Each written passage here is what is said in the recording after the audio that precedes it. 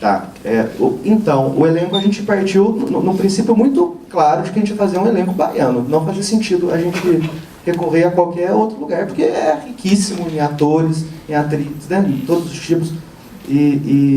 Só que aí uma vez a gente foi fazer um projeto de cinema e educação, acho que foi do Guaibinha, aí até vale a pena contar a história, porque aí a gente chegou tarde da noite e tal, ligou a televisão, tava no SBT, tava passando de frente com o Gabi e tal, eu tava entrevistando o Babu por conta do Tim Maia. Glenda foi tomar um banho, enquanto ela foi tomar um banho eu fiquei assistindo.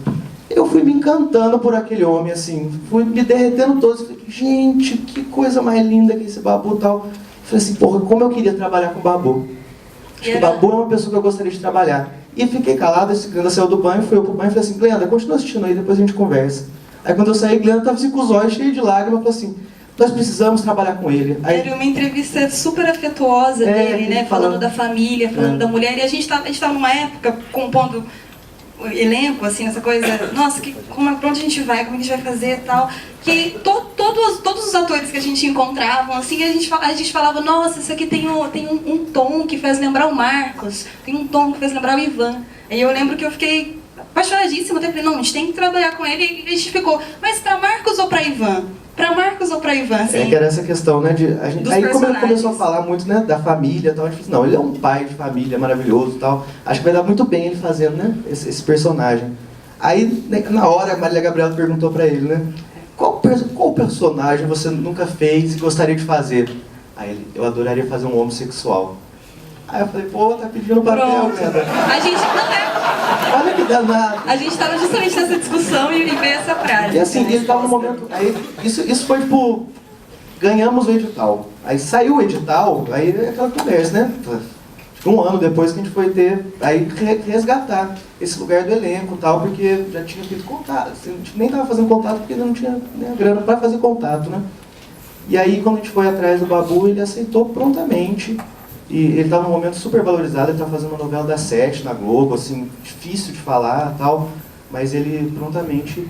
eu gostaria até de continuar no Babu, porque tem uma coisa muito legal, que ele chegou, né, em Cachoeira, e aí ele já chegou contando pra gente que a família dele era de São Félix, que é ali Cachoeira de São Félix. E aí ele estava atravessando a rua, deu de cara com um primo dele, que ele achava que tinha morrido no Rio de Janeiro. Não, porque foi assim, o cara era um cara... inclusive é o cara que flerta com o Sidão no bar, porque ele era um cara que sumiu. E ele tinha voltado pro Recôncavo e eles se reencontraram lá na rua. E aí levou para conhecer toda a família que o Babu não conhecia. Foi assim, uma experiência assim, super interessante. Que acho que é aquele negócio que ninguém chega em Cachoeira por acaso, não. A cidade é danada, ela chama. O magistrado. Inclusive aquele, o que canta, Periquitinha, que parece cantando, é o tio do Babu. E não se conheciam, não. Tio irmão da mãe dele. E aí eu acho que uma coisa interessante pra gente pontuar, né, no elenco, pensando no elenco, tivemos os castings, né, que já foram ditos, acho que no geral, assim, a gente já falou bastante, mas a pensar, aproveitando esse gancho do Babu, as pessoas ficam sempre muito surpresas quando encontram o Babu fazendo um homossexual. Porque ele é uma figura que já foi muito massacrada, né? Pela mídia, audiovisualmente, enquanto representação, sendo sempre fazendo o papel do homem preto bruto. Então ele é um traficante, ele é um mafioso. Isso até a Maria Gabriela colocou pra ele na entrevista, eu lembro. E aí quando a gente falou, nossa, vai fazer um homossexual e vai ser médico. Vai ser médico.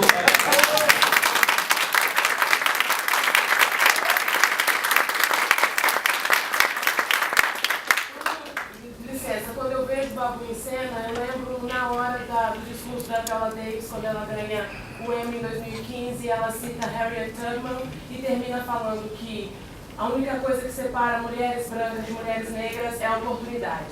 Tipo, foda, obrigada.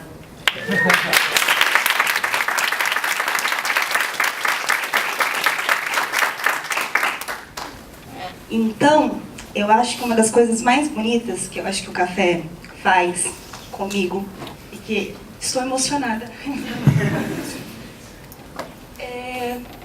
é propor, né, os encontros, que eu acho que encontro é a nossa palavra de ordem, encontro porque se encontra, porque as atrizes se encontram e porque o filme se encontra, o público se encontra com o filme, aparentemente, fico feliz, fico grata, mas propor um encontro com os nossos, com os que não foram vistos ainda, ou com os que são vistos sempre da mesma forma, com os que são vistos sempre no plano secundário, né? Então isso era um discurso que a gente tinha muito forte, que é assim, a pessoa fala, nossa, o elenco, por que, gente? Por que hoje, 2017, né, cinema nacional bombando, 1000 produções de todas as partes do Brasil, e tem um filme com o elenco todo negro, falando de subjetividade, e é tão assim, desnorteante para o público. Por que fica todo mundo chocado?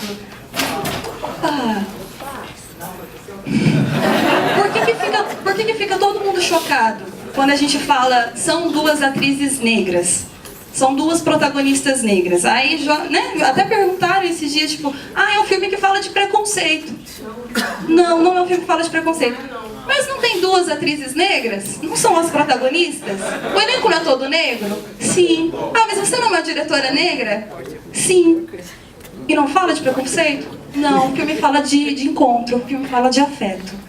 Tá bom. E as pessoas não entendem. Eu falo, não, assista o filme, para assistir o filme a gente conversa melhor. Mas acho que a gente quer pensar também, assim, enquanto produtores de cinema, enquanto colaboradores de cinema, qual é o cinema que a gente está fazendo, quem é que a gente está representando. Vamos ficar mais atento para ver quem que está do lado da gente e vamos ver aonde que a gente está colocando essas pessoas, tá? Porque às vezes a gente fica fazendo texto no Facebook, mas quando a gente está com o poder, com a câmera na mão, eu acho que câmera é poder, né? Assim, eu fico sempre muito nervosa, vim para cá, eu fiquei tensa dentro, eu falava, relaxa, você tem que, imagina, o filme foi aceito, você tem que relaxar. Eu falava, gente, não dá para relaxar não. Porque quando eu estou com o microfone na mão, eu estou falando por muita gente. E eu quero falar, e eu quero representar essas pessoas. Quero que elas se sintam representadas.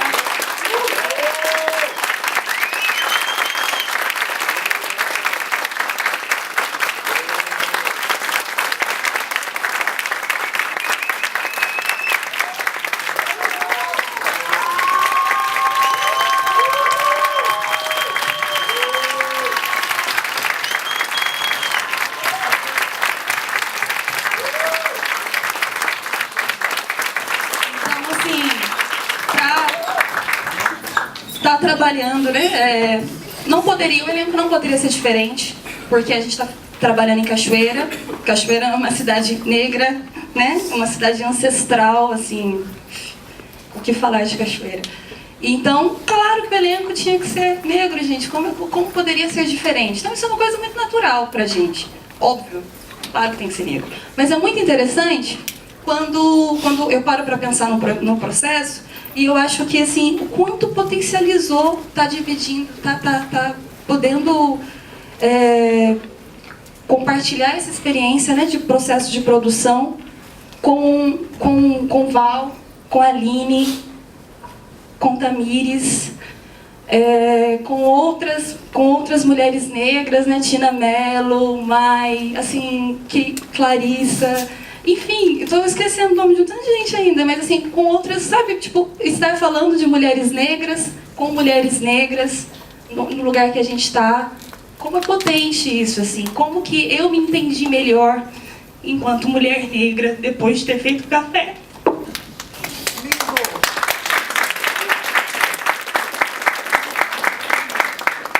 E um alimento, né? Tipo, fico brincando que Tamires era a minha assistente de direção, né, na época, e eu ficava falando que Tamires era o meu... Ela nem era loira na época, eu acho. E eu falava que ela era o meu sol.